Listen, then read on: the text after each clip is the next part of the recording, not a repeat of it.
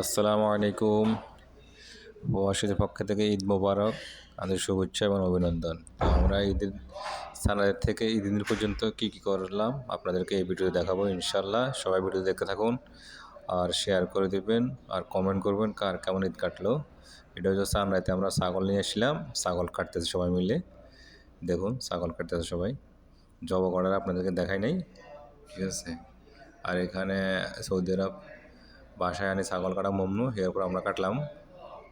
এখন ফজরের সময় আমি মসজিদে গেছি, ফজরের নামাজের সময়।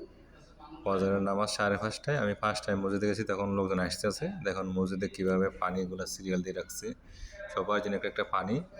তো দৃশ্যটা অনেক সুন্দর, তাই আমি জন্য ভিডিও করে রাখলাম। এভাবে সৌদি আরবে প্রতিটা মসজিদে প্রতিদিন মানুষ যা যার তৌফিক অনুযায়ী পানি দিয়ে, এটা মসজিদের পক্ষ থেকে দেওয়া হয়েছে এবং খেজুর দেওয়া হয়। এখানে 5টা বাজে, এখনও মুসল্লিরা আসতেছে সমানে। কিছুক্ষণ পর ফুল মসজিদ চারতলা মসজিদ ফুল হয়ে যাবে, তারপর ঈদের জামাত। দেখুন সবাই ঈদের জামাত, এটা সকালে 6:42 ঈদের জামাত। আমরা সবাই ঈদের জামাত চলে গেছি।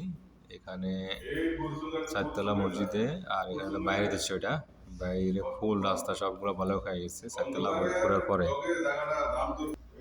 আমাদের জন্য সবাই অপেক্ষা করতেছে, সবাই নামাজের জন্য অপেক্ষা করতেছে।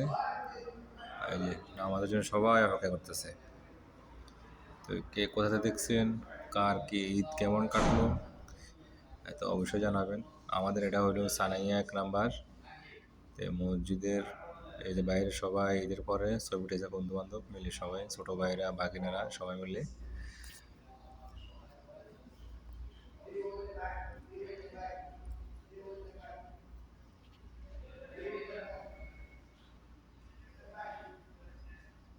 দেখতে থাকুন আর সবাই শেয়ার করবেন কার কাছে কেমন লাগলো। প্রবাসীদের ঈদ এভাবে কাটে।